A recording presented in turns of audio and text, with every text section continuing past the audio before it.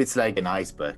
What you see is only the top of it, and it's not really the most important part. So when you nicely move the sword, or you move smoothly, or you cut fast or strong, everybody sees this and say, oh yeah, that's great, it's great. But everything below that is what is connected with Japanese culture, and it's very difficult to see.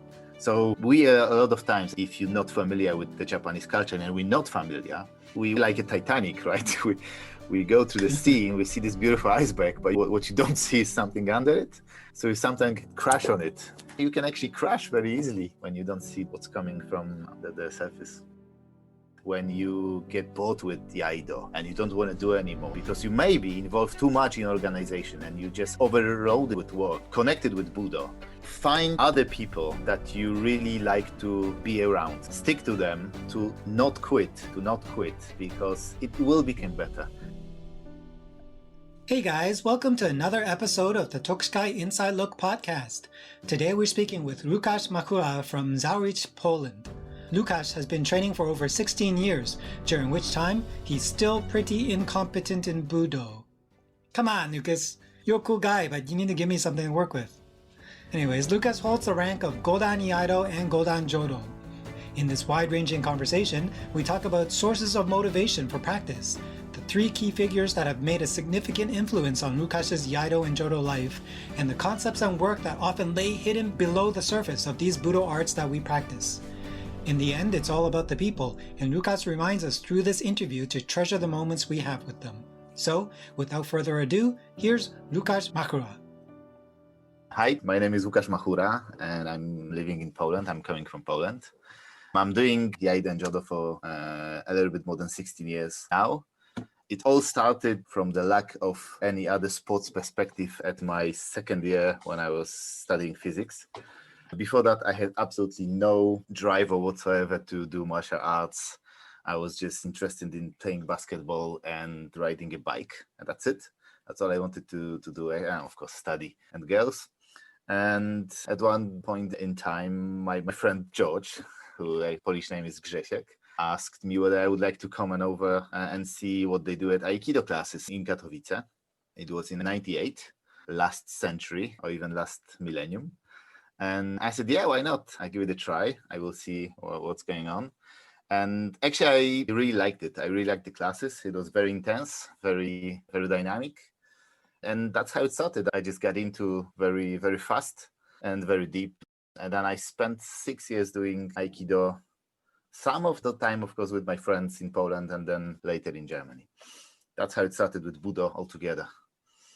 When you're saying study physics, this was when you went to university. So before that, there was no martial arts or any other type of discipline. It was just those two sports that you mentioned, basketball and biking?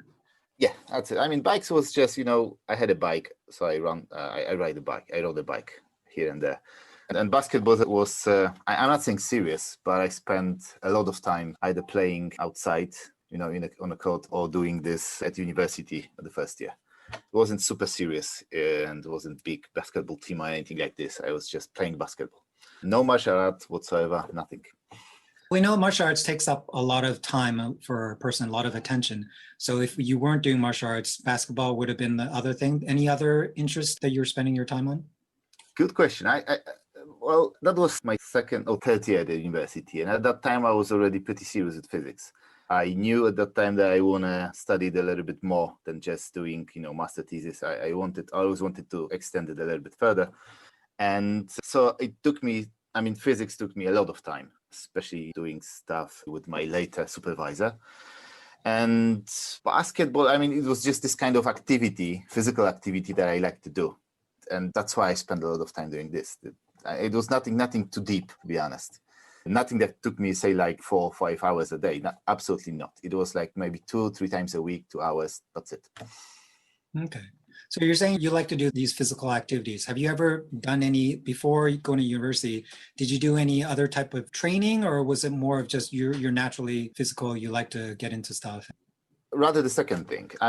As probably every single 16, 17 years old boy, I would go to the gym with some friends. And then, as I said, during the breaks in the summer between school, I would play basketball, maybe swim, this kind of usual stuff that you do.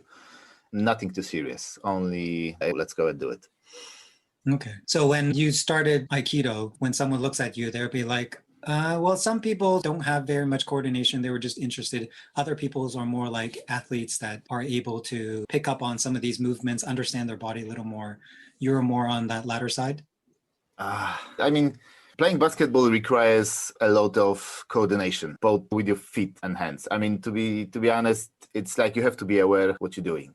And I think that it helped later, and both with Aikido and with, this later when I started Jodo and Iaido with budo, generally with budo. I think it helps. But I think any activity you would do before that, anything, you can think of any physical activity that would help, definitely. I wouldn't say I was extremely fit or I was super coordinated or I was like any kind of, so athlete. Absolutely not. Absolutely not. I was simply not really pro, I would say. Very amateur.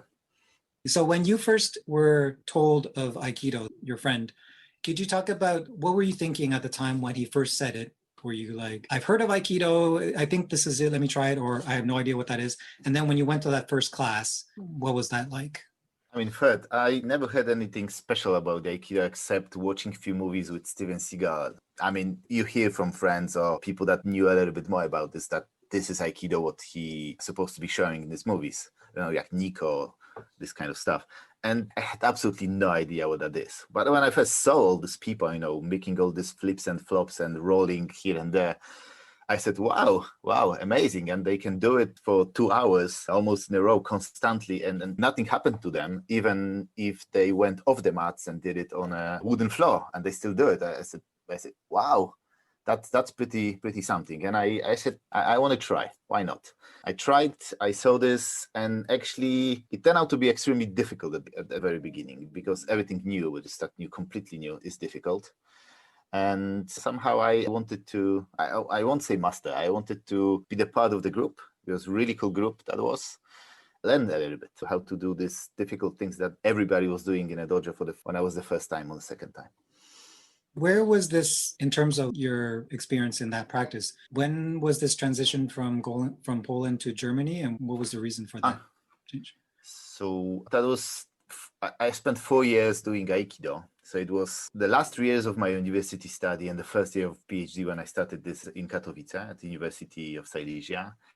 And then I got a grant for my PhD to do in Germany, in Augsburg University. And so that was more or less transition when I moved to Germany. After 4 years maybe of doing all these flips and flops on mat, I moved to Germany. And I was pretty lucky at that time because Augsburg lies really close. It's like located really close to Munich.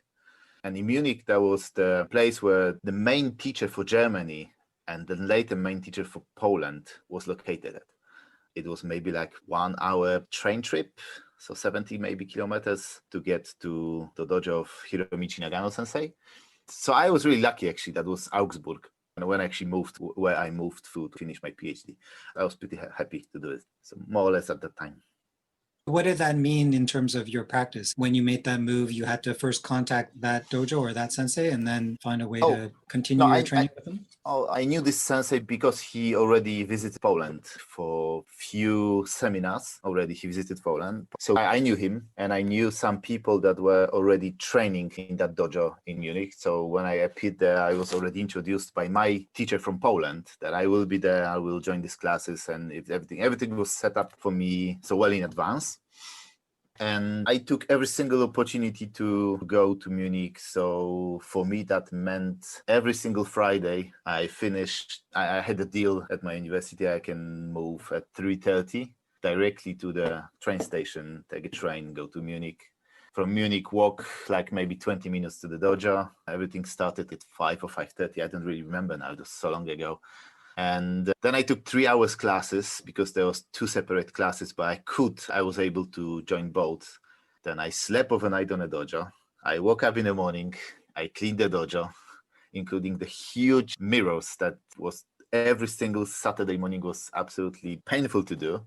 Then I joined the Saturday classes, which was again 3 hours plus 1 hour of Jodo that we had. On the way back, I bought 2 bottles of beer, sat down in a train, drank that beer, and went back to Augsburg home.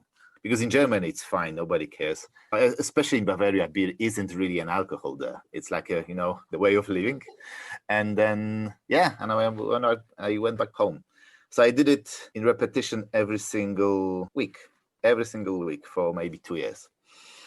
When did you feel like you were so committed to your practice? Was it something that gradually came about? Or was it like from the very beginning, you're like, if I'm going to do this, I'm going to do it right. So let me make sure I'm spending all the time.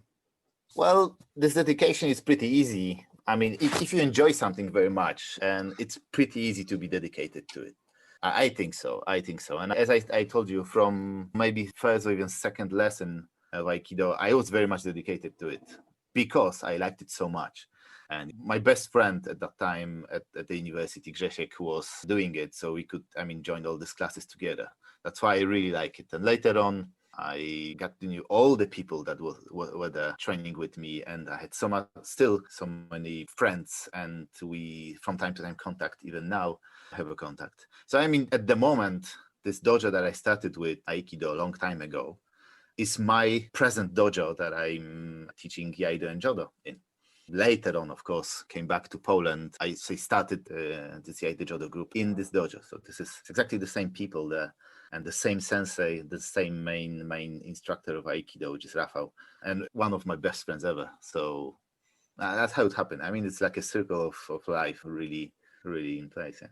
Like a place you kind of grew up in, and now you're kind of nurturing the next generation. Yeah, true. As I said, I never did any, swords fighting, nothing like this in the past, right? When I was in Poland, I did a little bit, but not in this dojo because that was completely Aikido group. At the moment, this is Aikido, Jodo, and Iaido group, so it's combined now. Mm-hmm. And you were saying it was easy to be dedicated because you liked the practice so much. Oh, yeah. But it sounds like Jodo was not something that you started liking from the outset. Yeah, actually, everybody was forced to do Jodo just after this Aikido. I was really into Aikido. I didn't want to do anything else except that. I had some, maybe 3 or 4 months training time in Poland with Iaido. It was completely different stuff that I do at the moment. So it wasn't any of the Zenkan Ren groups. It was some little bit offside of Musojiki, the Nation Ryu group from the Komei Sensei. And I did that for a few months back when I was still in Katowice, still in Poland. And then later on, I couldn't find any group in Augsburg that actually was doing Iaido. So I skipped it completely. I joined one other group of Aikido in Augsburg, also pretty cool people. But my main goal was, of course, Aikido-wise, was Munich. Jodo was this kind of bit that Nagano Sensei held it first done in Jodo. So he pretty much trained only first 5 kata, also for himself. I never saw him doing any higher kata ever. But there was a group of his students that was actually doing a little bit seriously this Jodo. And they liked it, and I didn't. I always said to Nagano Sensei, I want to go earlier back home because I have to go to university, still do something. And he said, I don't care. You have to stay and train with us. I said, no, can I go now? No, you can't. You have to stay for this 1 hour. And that's true, really. I was forced. I didn't want to do it at all. It's just started like this. And gradually, when did Iaido come back into the picture? So that was after some time training in Germany, I somehow, for some strange reasons, I got bored with Aikido. And before that, I could train. I did train 2 times a week in Augsburg, and then those half of the weekend, so Friday, Saturday in Munich, every single week. So when my wife came to Germany to live with me, when I was the first year of living in Germany for the next 3 years, and that was more or less this transition where I slowly started to dislike going to any Aikido classes. Before that time, if I wouldn't go, I would be probably dead or so sick that almost dead. And after some time, I don't know pretty much why, I always said, maybe I don't go today. Maybe I do something at home. Maybe we watch some movie. But of course, internally, after 6 years of doing that so intensively, you just need to move. And it was painful to Anya, to my wife, that I constantly grabbed her hands and started lock joints just because I'd have to do something. At one point, she said, okay, you start to look now for some other things, or I kick you out from the house. So I just used internet and started to search and do some. I started to visit different dojos, from judo to Shotokan to some stuff in Augsburg, just to watch where I could go there, maybe join, do something. And also I found Iaido. Actually, it was Anya that took me out from my house, put me in my car, and said, "Now we drive to this dojo." She packed me everything because I had hakama already from Aikido and stuff. She packed everything, said, "Now we go, we drive. And you will watch this training session, or you join this training session of Iaido in Augsburg, because I can't stand you at home. You have to do something." So we went there, and it was, I think all my friends know the story. It was like a private dojo, pretty nice, not too big. And the group already was like maybe 6-8 people. I don't remember at the moment very much. I went there and asked, "Well, is this the Iaido group?" And said, "Yes, can I join the first training?" "Yes, you can join." And I said, "I have hakama, that's should I put it on or not?" "Oh yeah, put everything you have." And I said, "Oh, I have bokkto." "Oh, great, you have bokkto, excellent." So I changed clothes. I went, of course, white keikogi as you do in Aikido, and black hakama. I went to the training sessions. And Henry, who was teaching, he started his normal Monday warm-up. And the part of this warm-up was like you went really low on your legs, but still standing, like kind of deep squat. You're supposed to have like 90 degrees between your shin and the upper part of your leg. So imagine really deep. So you could actually take your sword, lie down on your legs so it doesn't fall. And from this position, you started to cut. And it wasn't like 3 cuts, but it was like maybe few minutes cuts. And many people around me from time to, of course, not Henry. Henry was constantly in this position, but many people around me just stood up and down, just to, release this pain from legs and relax a little bit. And I didn't. I said, nah, I'm tough. I can do it. Come on, guys. Me, first time here, and you can't do it. I can do it. And then after a few minutes of that, Henry said, "Okay, up. Now relax a little bit." And at that time, I felt the old blood from my body went down to my legs, and I fainted. Actually, somebody caught me, put me on a side, so I can sit down. And I didn't remember a little bit. Just like maybe 5 minutes, I really fainted. I was gone. And the funny, I'm not funny. That's what I really love in Henry. He never even said anything. He simply did the rest of the warm-up, started training session when I was okay. He asked me, "Do you want to join?" I said, "Yes, can I join back?" "Yes, you're welcome." And then we had a chat. Who am I? What did I do? Do I know a little bit about swords and this kind of stuff? So he never asked whether I feel all right or something. He just said, "Okay, you're fine. Come back to the training." Well, you're an idiot. You did it. I show you want to do it, but you're supposed to know your body. And obviously I didn't know. So after that, after everything stopped, after the training session, it was like, I think it was 2 hours. Usually it was 2 hours. So I went back to the encounter and I asked, "Where can I sign up?" And they say, "You want to sign up for 1 month?" I said, no. I just constantly, just this kind of continuous training place for me, please. And yeah, that's how I started my Iaido and actually Jodo with Henry. What was it that stood out when you chose this dojo to try? Well, you said Anya dragged you there, but when you were looking around, you must have seen a lot of other martial arts, other dojos. What stood out for this one? I think this seriousness of training. That's what it was all about. I just had training from the very beginning. No prisoners, right? If you can do it, you can do it. And it was just kind of the way I like always when Henry teaches. He shows you what he expects everybody to do. And then you have to somehow get it. It's your job. So he doesn't really come to you and say, "Oh, move this finger to the left, this toe to the right." Absolutely not. He will show you the best way he can do it. And then he will expect you to work hard for that. And I didn't see this in the past in any other place I was in Augsburg. So it was much more this kind of, European way of teaching instead of, I think it's really good maybe to recall what Aurelian said on your interview and this kind of stuff. Exactly. That's not like you will get 3,000 points per minute. He won't get you that. He will show, he will get you the point, but you have to work it. You really have to do it. And when he saw people doing this very tough stuff, he liked very much. And he trains that way all the time. Very hard training.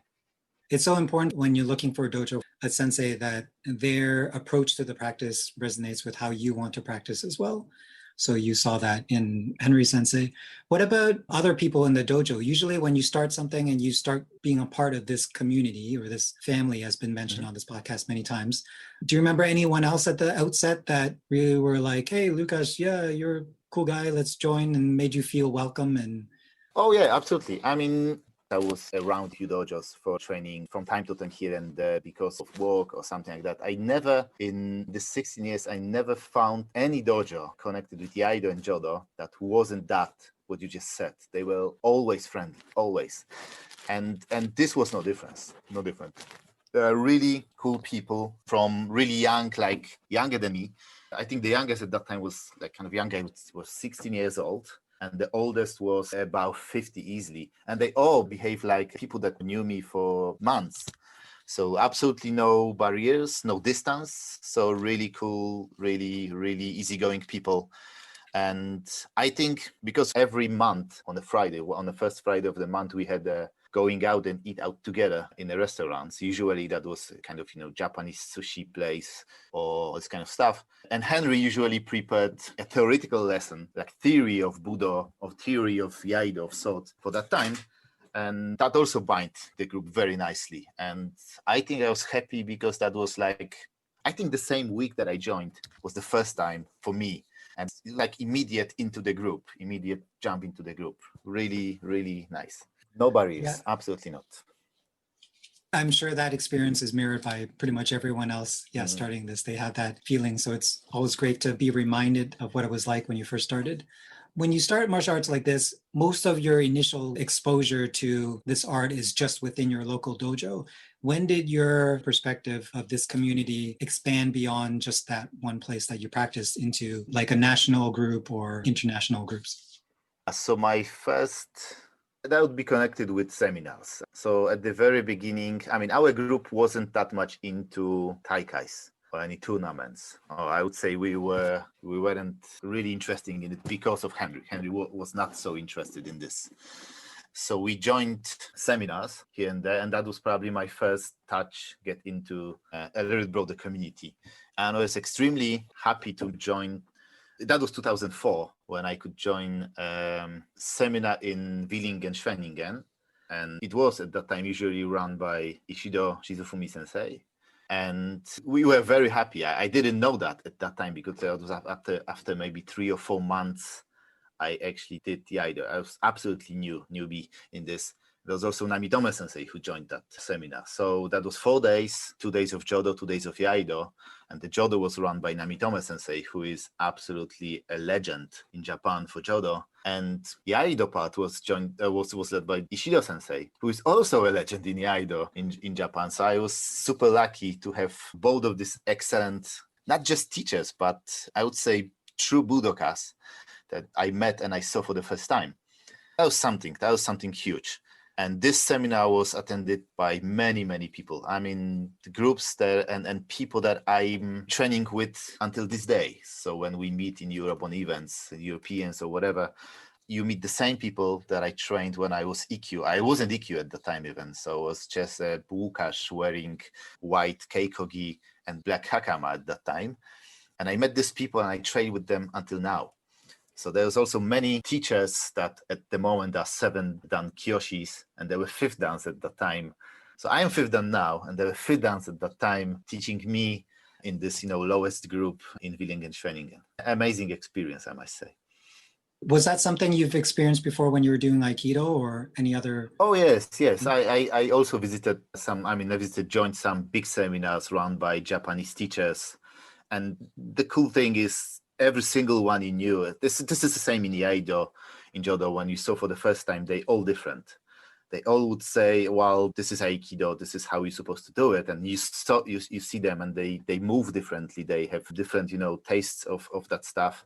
It's the same here, right? You meet your teacher or all the other teachers that Hachidans that comes from Japan, Hanshis, Kyoshis. They all different, and somehow you see and you just believe them. They do, and this is really cool. Okay, so you talked about that, the first seminar. Maybe you can talk about your first trip to Japan. What was the planning leading up to that? Was that something like, I've been waiting for 5 years, 10 years to do this, and I finally got to able, or did someone just say, hey, we're going to do this next year. Do you want to come in, join us? And yeah, what was that whole leading up to it? And then what was it like when you finally got there? When you're in these groups, I mean, especially after the training sessions, when you go to the pub and you sit down, or restaurants, you sit down, drink beer with people and wine, whatever, and people just start to recall the memories when they went to Japan and they saw this, trained with that, and so on. You say, yeah, I would love to go, love to go. You know, it's a lot of money. You have to prepare for that. And when I started this, I was still a student. I was a PhD student, but still a student, so not really money around. So you always wanted to go, and you also always knew that there isn't enough pounds or euros on your account, then you actually can do. That's why that was the reason I went to so many seminars around in Europe, because it was so much cheaper. But then at one point, when you calculate all this money that you spend on seminars in Europe, then you can say, well, if I just keep half of it off and keep this money, then probably that would be enough to go to Japan. So we started to have these long discussions with Jock Sensei about, well, Japan is this, Japan is that, and, you know, this difference between what we think about Japanese martial arts and what actually these martial arts in Japan are for everybody. And I got pretty kind of, sounds maybe, when I say I have really good connection with Jock Sensei. And I think he's one of the most important people. And I know he's one of the most important people for me within this community. And it was like maybe a few times we talk over in Maglingen or in UK when he was in Poland about possible trip to Japan together. And then at that point, he just said, well, let's go. I mean, guys, you just do it. And it was the first time when we had an Open Polish Championships for Jodo. It was in March 2009, when he said, okay, guys, this is now the time for planning this trip to Japan. So I propose these dates. We're supposed to stay that long. Can you do it? We say, yes. Okay, this amount of money is for the trip, this for per day, this you have to just collect this money and no more excuses. So we went with Jock Sensei, me and my friend Darek. We went, three of us, for 22 days to Japan. Oh, and wow. This first trip was just absolutely amazing. Absolutely amazing. We wanted, me and Darek, we were really much into the training, and we said, so whoa, 3 weeks in Japan, so we're going to do what? 1.5 weeks at Ishido Sensei's dojo in Kawasaki, right? And then we moved to Kobe to Oshita Sensei's dojo, right? For another 1.5 week. And the guy said, well, don't you want to see Japan? Say something else. And we say, wow, but the training session, with Sensei in Japan. And say, guys, if you want, I can go with you. I can drive you to this dojo, leave you there. And they say, bye, and go by myself to see something nice. But he said, it will be a huge mistake to do. So you won't see what the Japan is about. And so he said, so what do you suggest? I said, okay, so let's spend a week here, go to do some sightseeing in Japan around, and then spend a week, you Łukasz, go to your group to Kobe, and you spend a few days for training, and we come back for a little bit more training to Kawasaki. So we said, okay, this is a good plan. So we actually did that. So we went for 1 week to Kawasaki, spent my first week ever in Japanese dojo. It was there. Then we visited Kyoto, a little bit surroundings of Kawasaki, so Big Buddha. And we went to see Japanese championships in Iaido in Shimabara at that time. So it was in Kyushu, so we had to travel to Kyushu. And we saw Japanese championships for Jodo, which was just located it was organized by Kanagawa-ken. So it was just next to Kawasaki. So I was able to see a lot of stuff, really interesting, and hear a lot of stories from Jock Sensei about what budo is, in fact, and what budo isn't, in fact. And, you get all these small stories, and you get this knowledge actually accumulate slowly about not just how to wave a sword or hit with the stick, but where it stays in a culture, why, examination Shinsa looks like, and why it doesn't look like, say, any other examination you had at university. So this is something which is much deeper than just simply, okay, I train hard, I'm supposed to be able to do it. And it was like eyes opening. And I think from that time, and also maybe every single time I met Jock Sensei, he always talks about this, It's like an iceberg. Budo is what you see is only the top of it, and it's not really the most important part. It's probably the most. So when you nicely move the sword, or you move smoothly, or you cut fast or strong, everybody sees this and say, "Oh yeah, that's great, it's great." And for Jock Sensei, it's obviously not the point of doing budo, right? This is just something fun to do. But everything below that is what is connected with Japanese culture, and it's very difficult to see if somebody won't actually point you to this. So we a lot of times, I mean, in Europe and probably around the world, if you're not familiar with the Japanese culture, and we're not familiar, we like a Titanic, right? We go to the sea and we see this beautiful iceberg, but what you don't see is something under it. So we sometimes crash on it, and people probably see it when they take the Roku dance, which comes really for me next year. And Nana dance, and you can actually crash very easily when you don't see what's coming from under the surface. Mm-hmm. It sounds like this first trip was quite influential for you in your practice and in your understanding the martial arts in more detail than just a practice. I wouldn't say understand. I would say I got the knowledge. I got these stories. I got, what Jock Sensei want me to know, but it took me years to understand stuff. And I still think I'm lost in the dark. The other thing that I'm always interested in is when you go on an influential trip like this, people like to ask, oh, what were you doing in the dojo? Or what were you doing at the site? But I found that, and it may or may not be true in your case, but some of the most memorable experiences are in transit between locations. Can you think about any time like you're on the bus or on the train or you're walking or something like that where you're in between locations? I don't know. I mean, I used buses and trains to get some more sleep when we move from place to place, because we got this, ticket that allow you to, JLA pass to travel around the Japan. So we travel a lot with Jock Sensei at that time. And usually we stay very long with Darek to get some different experience, I would say, from Japan in the evenings. So I don't know. I know you talk about when you say you think you have some thoughts coming to your mind, you have a time to think it over, this kind of stuff, you think? Either that, or you have conversations with the people that you're with that normally don't happen, or something, you notice something on the street, something happens that you found, oh, that's interesting. I would have never realized. To be honest, I don't really recall this kind of stuff. I don't think so. I mean, I saw from the first perspective, people in Japan are open. They would smile back. They would, when you say something like Darek did to several girls around, they would actually answer. But it's just a surface, as I said. This is like they say hi, and that's it. And this is no more what you get from them. We spend a lot of time talking with Jock Sensei. I mean, really, a lot of discussions, a lot of stories and stuff. So it's, when you're in dojo, you don't have time for this, right? You train. When you sightsee, that's the time, definitely, for a little bit deeper discussions, I think. Yeah, probably a lot of stuff like you would say now, but I wouldn't point to one at that moment. It was 11 years ago, so I don't know. We talked about your first seminar, your first introduction, your first trip to Japan. Maybe we can talk about a more recent event or experience that really sticks in your mind, and you think that, let's say that trip was 11 years ago, now 11 years from this point, what would you still remember as something that was like a cherished memory for you?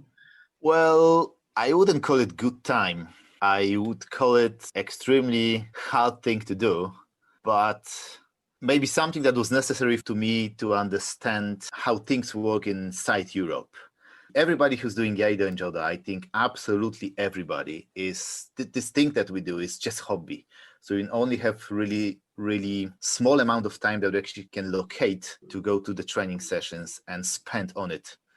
And a few years ago, with a group of friends in Poland, we thought that we might do Iaido championships in Poland. And just because I live in a small city, and the small city usually supports this kind of stuff, big city don't care, we actually were able to do it. And we did 25th anniversary, kind of, Europeans in Poland, in Zawiercie. It was 2018, years ago. And I mean, just afterwards, when everything's finished and we had nothing to do later, I mean, everything was just closed. You think how much work you have to put in this. and how much time you have to spend to organize this stuff, and how many things on the way when you still, you at the moment, and how many things there's around to solve. There's a lot of problems that actually appears from nowhere, and you have to somehow solve it. And how hard work that is. It was the first time really in my life when I actually saw all these organizers in the past. From 2006, that was my first championships I attended. And I actually never appreciated how much work people did on this until the time that I had to do it. And I said, well, so it's probably not so easy to anybody. Poland was an exception, right? So it's always hard. It's always such an amount of work.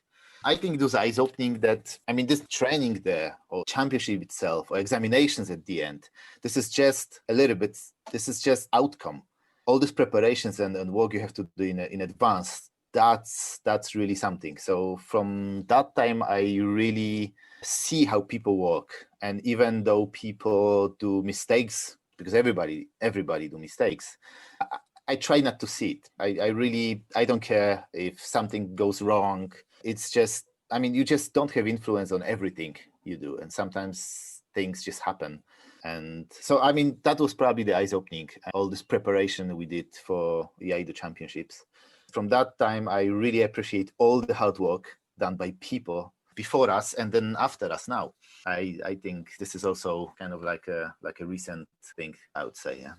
It's where your view of this being a hobby to some people are spending more time than their day jobs in excess to get all this stuff done. Oh, absolutely. Absolutely. This is like, for me, it also stopped to be this kind of hobby when I came back to Poland. I got involved in organizing, in Jodo at the beginning, then later in Iaido, and organizing Polish championships and several events, and then later on this big event of Europeans, Iaido, and then 1 year later Jodo championships. So it wasn't really that kind of only a training hobby for me anymore. And so I knew it's a lot of work, but until you do it, you've heard about this, but you don't really know how much work it is for sure, right? You have to do it for yourself first, and then see how people work for you, actually for your benefit. Yeah, well, thank you so much for putting in that effort. As you said, it's so hard work that some people could just say it's not worth the effort and stop and not do it, but you went through with it, so yeah. I think it's what. People around just do it, right? So we those 25th already. So there's a lot of people. In UK was several times, and France, and they all work hard. But to be honest, many people just see mistakes, right, when you prepare stuff. And I also was in the past. I didn't see, if everything went smoothly, you just don't care, right? Because everything is fine.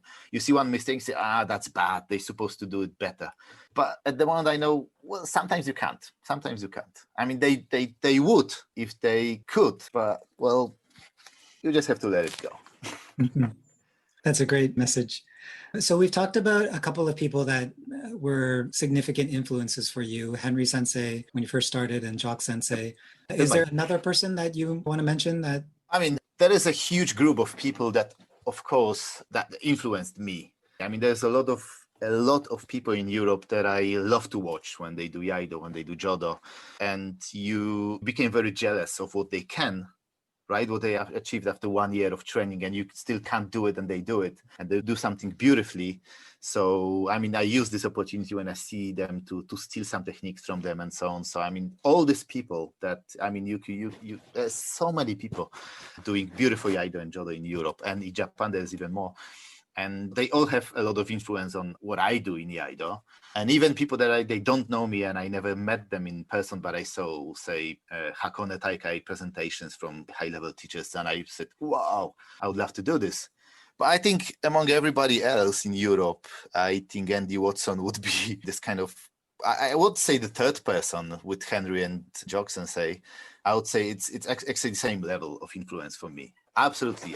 He's like, there was a time that he was probably the most influential person in the European community, not only for my development of Jodo or Iaido, because his time he spent on my Jodo and Iaido is absolutely enormous, but everything around. Andy Sensei, right? Andy Watson. He's like a proper gentleman. when you know him. I mean, even though he got bored of you and just want to go home and not see you for some time, he won't makes you feel this. He will makes you feel all the time very much welcome and happy, and he will be happy to help you. And this is something amazing about him, something amazing. I saw him so many times in the UK being responsible for huge events, and people came to him and say, Andy, where's my bus stop? Can you tell me? And he actually would go with them and say, look, this is your bus stop. Even though there are like 8 hachidans waiting for him in a bus or something like this, he would do it. I think that's something which is extremely unique.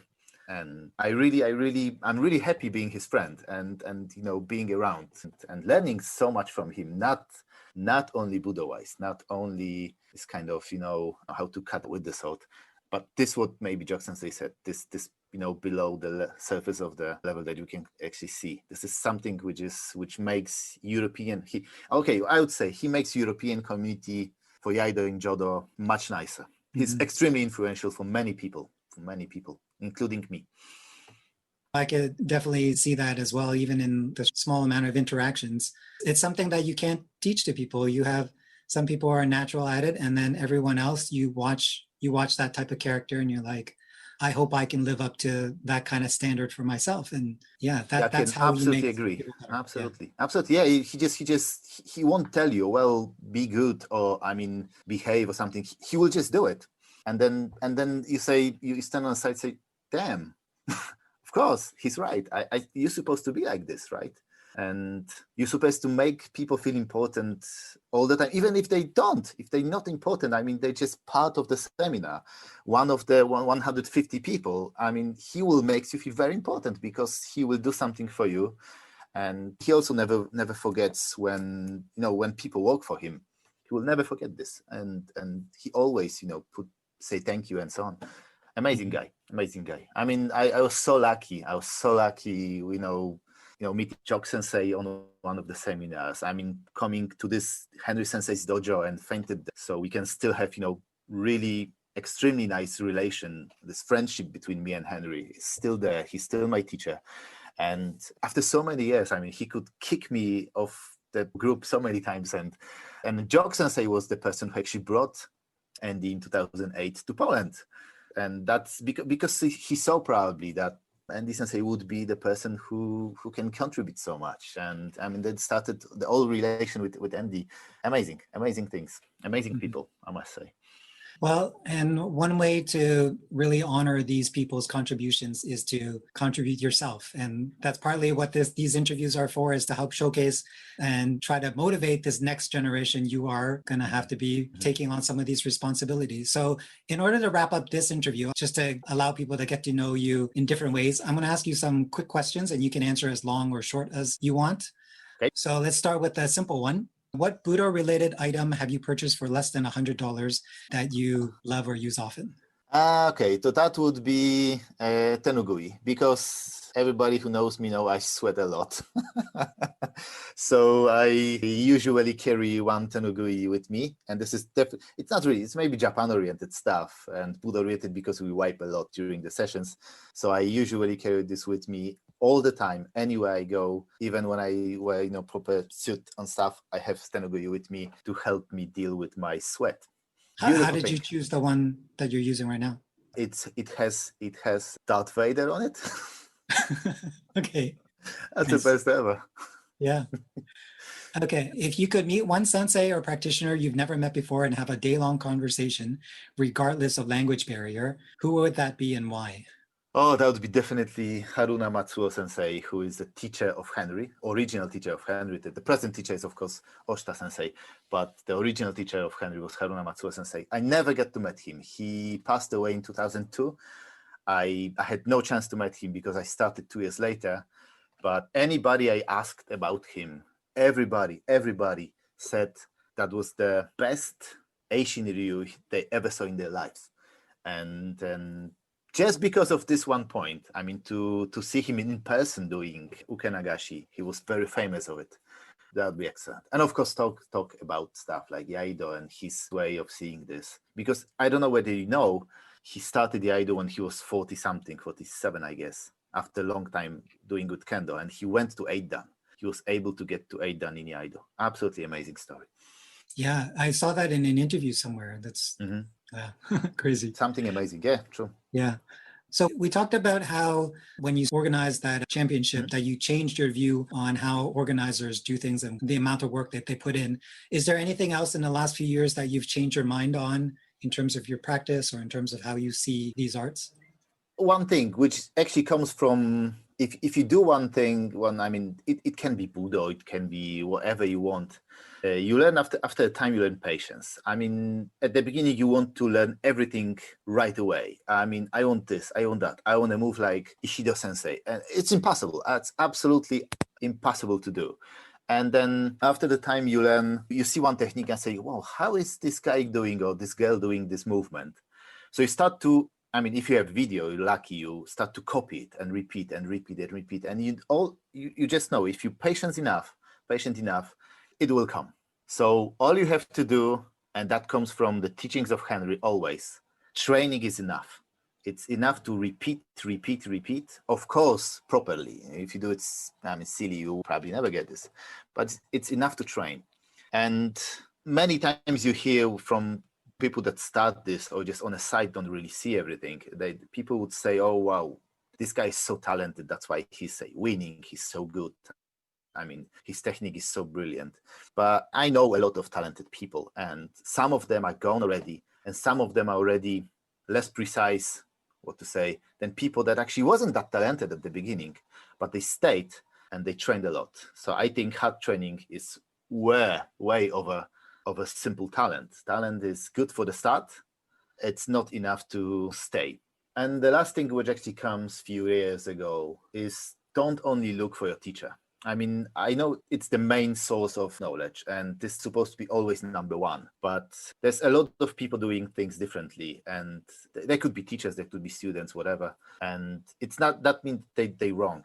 They're just different. Everybody has different body. You probably heard this so many times, but also everybody have different understanding after, say, 30 years of doing Iaido. And they would understand some movement or some idea in Iaido a little bit differently. And it's not wrong, and it's not something silly. And I think if you're supposed to meet at as many teachers, as many people as possible, just to get all these impressions from many people and then build up your knowledge. And then pick from everybody what actually you think is the best. So I think I learned over the time to just appreciate people that do different things. The same things differently, and actually like it. And that's it. That's very important for me at the moment.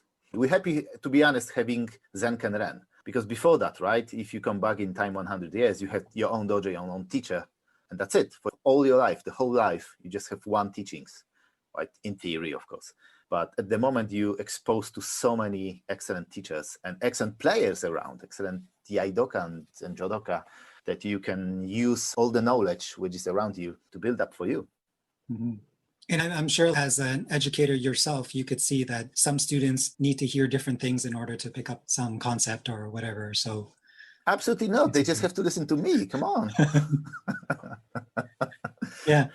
So speaking of which, the best way to end this is, do you have anything that you want to maybe say that you hadn't had a chance to say, either like a message to the audience, a message to anyone in particular, a response to something you heard in another podcast episode, just a final comment that you might want to? Well, I don't think so. I'm only 16. I'm around only 16 years in Iaido and Jodo. So I don't have that deep understanding of everything around. And I would say if